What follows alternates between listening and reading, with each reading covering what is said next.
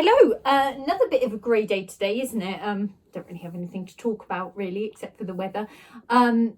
Longest chapter today, called The Unexpected Adventure. I better get a bit of a wriggle on because I've got an Afrobeats dance class at 12 o'clock and I think it's now 11:36. So on we go.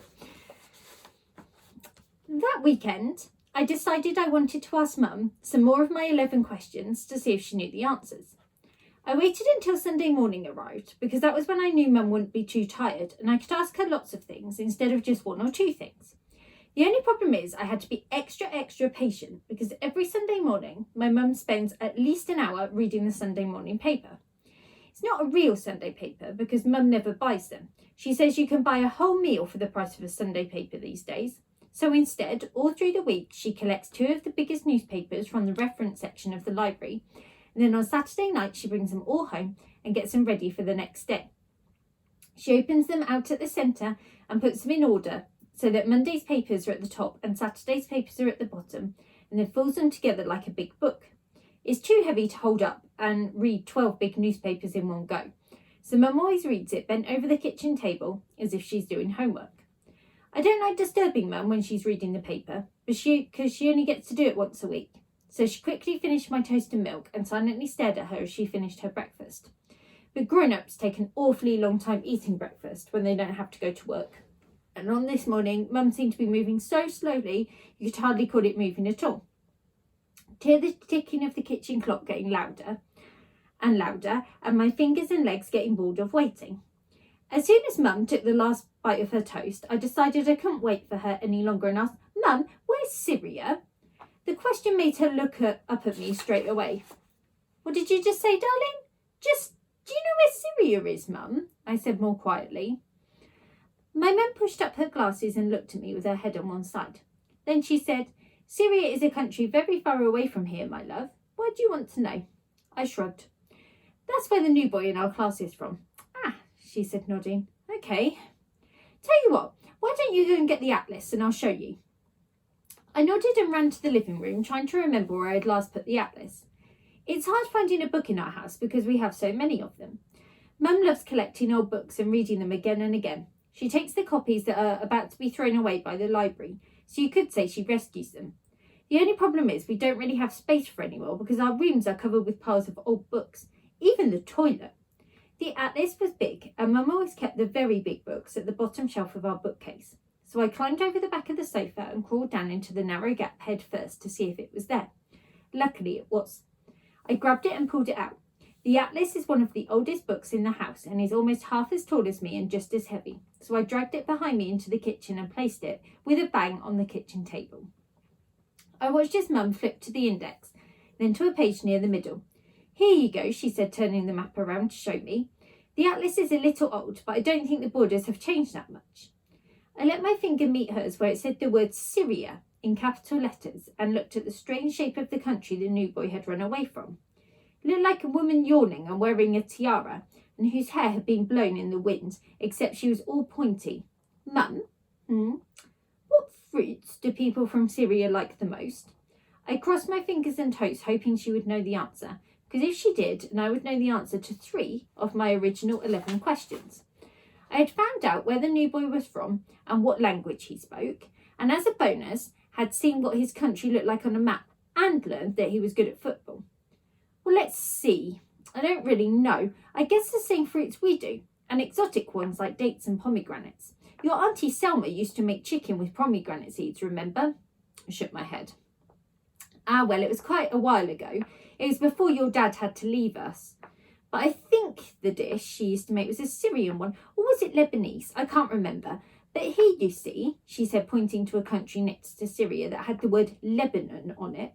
Lebanon and Syria are right next door to each other, so I guess they must eat the same kinds of fruit. Can we ring and ask her? My mum smiled. I can ask her next time she calls. Remember, she lives here now. And Mum pointed to a much larger country lying above Syria called Turkey. It's a bit far and it'll be expensive to call her right now. But listen, we'll go and see her one day soon. When we do, you can ask her and Uncle Turgate all about it in person. I nodded, but I didn't say anything because I suddenly missed my Auntie Selma an awful lot. It's funny how you can go for long bits of time without even thinking of someone, and then suddenly feel all wrong because you realise they're not around anymore. I feel like that about my dad sometimes. It feels horrible when I go to bed and realise I haven't thought about him all day, not even for a minute. But I always remember him at night before I go to sleep, because that's when he used to tell me stories and do funny patterns on my forehead so that it tickled. It's different with my Auntie Selma though, because she's not my real auntie, so I think it might be okay if I don't think about her every day. She's my mum's best friend because they like laughing at the same things. She has dimples just like I do and always wears lots of sparkly bracelets and necklaces. She used to live 2 floors below us with Uncle Turgay, and every Sunday night they would invite Mum and Dad and me down for dinner and give us all sorts of special things to eat, like bread with spinach inside. A special kind of tea that came in a small glass and didn't have any milk in it. I remember the tea because Dad let me taste it once, but I didn't like it at all. And then, after Dad died, Auntie Selma and Uncle Turgay said they were leaving because the economy was being bad. Grown-ups always talk about the economy, especially in shops and at bus stops and on the news. They always sound angry or sad when they talk about it. I hate the economy because it made Auntie Selma and Uncle Turgay suddenly disappear, just like Dad. They send us pictures and boxes of sweets sometimes in the post, and even though I like getting things from them because the stamps are interesting, I can tell it makes Mum sad. Now there's an old lady living in their flat and she never speaks to anyone. I don't think Mum could be best friends with her even if she wanted to. I thought about my question again. So people from Syria like pomegranate, Mum corrected. Remember, it's like, let's see, 1/2 of a pom-pom and a delicious letter E that your gran ate. Pomegranate. I nodded and said the words out loud 3 times. I love it when Mum comes up with ways to help me remember how to spell or say a word. Last year I had to learn the word conundrum for my spelling test, but kept forgetting how many nuns or N's there were in it. And then Mum told me to close my eyes and picture a man called Co and a lonely nun banging on a drum. And I've never spelt it wrong since. I thought about pomegranates and how they might be Ahmet's favourite food and how he might be missing them. So I asked, Mum, can we get one? One what, darling? A pomegranate, I said carefully. They're a bit expensive and you can't find them everywhere. How expensive? I'm not sure. About £1.50, I think. What, nearly £2 just for one? I cried out. You can buy a whole packet of colouring pens and a rubber for that much money. Mum laughed. Yes, darling, for one. They come a long way to get to our supermarkets. And secondly, a pomegranate is also a really special fruit. It's like millions of tiny fruit all hidden away in a small ball, and you can eat it for days. Oh, I said, trying hard to think of what millions of one fruit hidden inside a ball would look like. She looked at me and then smiled. Do you want to see if we can find one? Shall we make that our adventure for today? I jumped up and nodded. But can we get 2? I asked. And why would you need 2? I think Mum already knew the answer because her lips looked like they were about to smile. I don't think she'd tell me off, even though pomegranates are so expensive. You can never be too sure with grown-ups. Sometimes they don't tell you off even when you've done something you know you shouldn't have. And at other times, when you think you haven't done anything that bad at all, they punish you twice as much. Michael says it's so they can keep us on our toes, but I've never stood on my toes when I'm being told off, so I don't see how that works. I want to get 2 so I can give one to the new boy, I said. I've been giving him my sherbet lemons and sweets after school, but he didn't like them that much. Then I gave him an apple and an orange and he liked those better. And Miss Hemsey said he's from Syria and that he only speaks. I hesitated, trying to remember what Miss Hemsey had said. Arabic? Mum asked, trying to help. I shook my head. Kurdish? I guessed, knowing it was wrong. Kurdish. I nodded. I see. I could tell Mum was interested in what I was saying because she had leaned back in her chair and folded her arms. And I thought maybe he'd like a fruit he used to have at home all the time, before the bullies dropped bombs on everything and made him run away. I stopped, worried that Mum would think it was silly and maybe a waste of money buying food only to give it away, but she didn't. Instead, she said, I think that's a brilliant idea. Go and get ready and we'll head out on a pomegranate hunt. I got ready so quickly that morning that I think I must have been a world record. In 5 minutes, I pulled on my adventurer jeans and my old Tintin jumper, packed my rucksack with a water bottle, an apple and a banana, put on my wellies, brushed my hair and emptied my piggy bank. I had exactly £4.20 saved up. So I took £3, hoping that just like my astronaut stationery set, I could find 2 pomegranates that were on sale. First we went to the fruit stall that was at the bottom of our high street. It's run by a man and a woman called Mr. and Mrs. Marbles, who like to shout out, "Only a pan, fruit and veg, only a pan," to all the people that walk by. Their faces are always red and smiling, and they wear giant square-shaped green belts around their waists, which look empty but jingle loudly when they walk. Mrs. Marbles helps people pick out the fruit they want, and Mr. Marbles puts them in a bag. We always buy our fruit and vegetables from them, and I've never known them not to have anything we need. But when we asked them if they had a pomegranate, they both shook their head and told us to try the supermarket.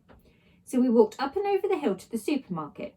They had a fruit section that was as long as our house, but Mum couldn't see a pomegranate anywhere. We went over to a man who was stacking carrots and humming to himself, and asked him if he had any pomegranates in store. He walked us over to a small box, but it was empty. "Sorry, love, looks like we've run out. You might want to try the bigger supermarket on the other side of town." "Ah, okay, thank you." Mum looked down at me and then she said, "Come on, the adventure continues."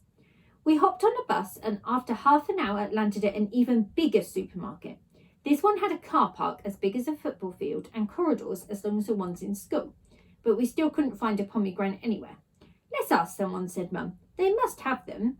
We walked around and found a man dressed in a suit who was standing by the sandwich section.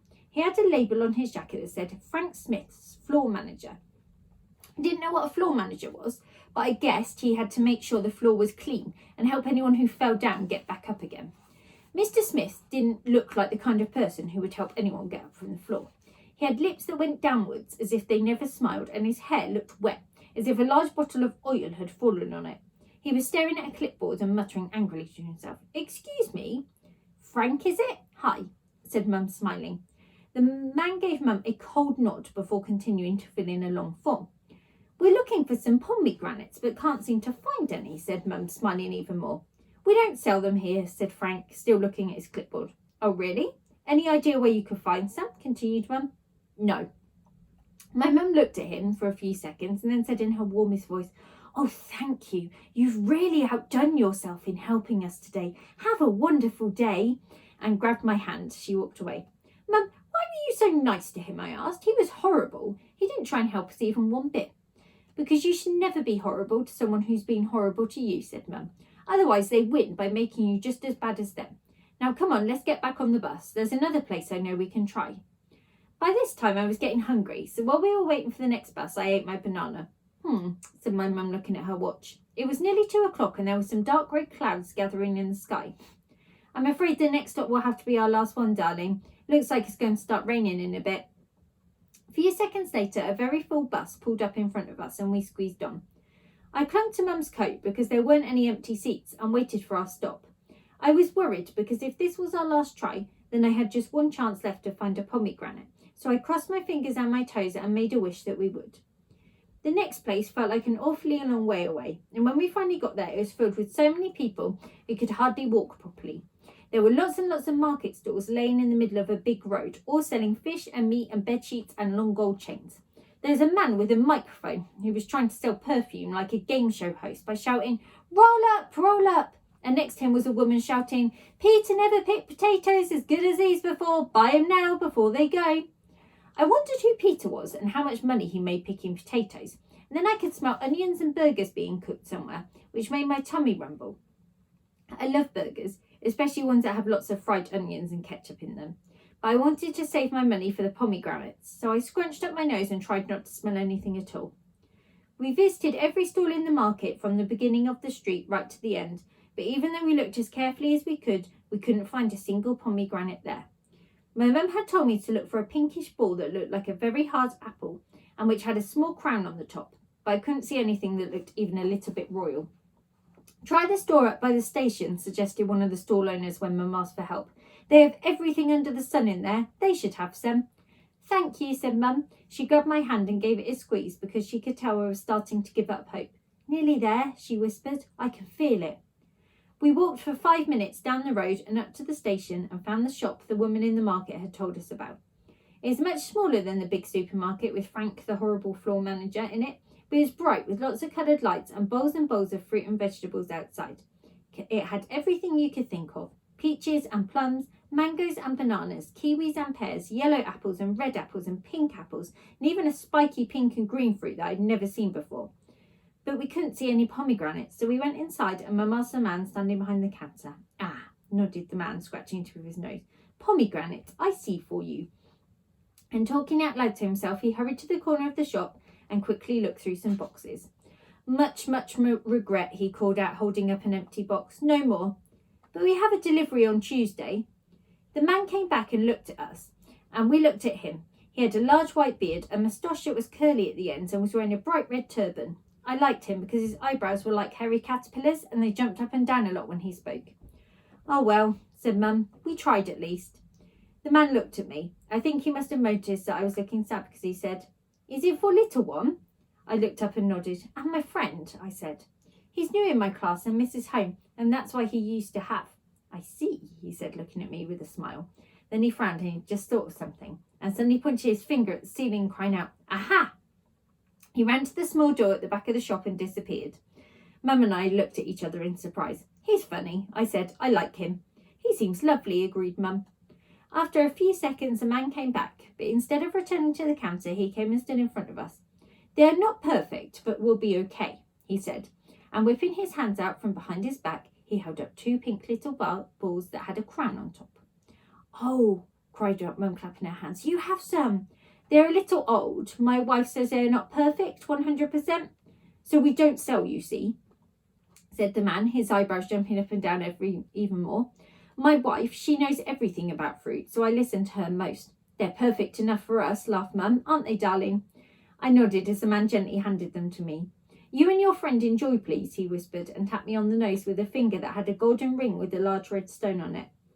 I looked down at the pomegranates. They were the size of grapefruits and had very hard peachy pink and brown skin that was as smooth and as shiny as polished glass, and both of them had a tiny flower on the top, made of exactly 7 stiff brown petals. They were the best, most interesting thing I had ever seen. Mum took out her purse because that's where she put my pocket money, but the man shook his head and waved his hand. No, you must not. It's a gift for the little one. Oh no, you must let me. But the man held up his hands, which made Mum go quiet, and then put a hand on his chest. It is gift. They are not excellent, not new, so very poor gift. They're the best gifts, said Mum, aren't they, darling? I nodded, feeling so happy that I wanted to hug the man and Mum and jump up and down all at once. Thank you, sir, I said, giving the man an enormous smile. Welcome, he said. And smiling back, he gave me a pat on the top of my head and waved at us as we left the shop. What a wonderful man, said Mum as she helped me put the pomegranates in my rucksack. He looked like a king, I said, thinking of the ring with the stone in it and his red turban. Mum laughed. He certainly has the heart of one. Maybe he is one. You can never tell with people. Now, seeing as our unexpected adventure is at an end, let's hurry home before it starts to pour. I looked up. Everything had suddenly turned dark and the sky was filled with large grey clouds that were so low you could hear them rumbling. But I didn't care. I had 2 of the best presents I could ever have in my bag, given to me by a man with the heart of a king.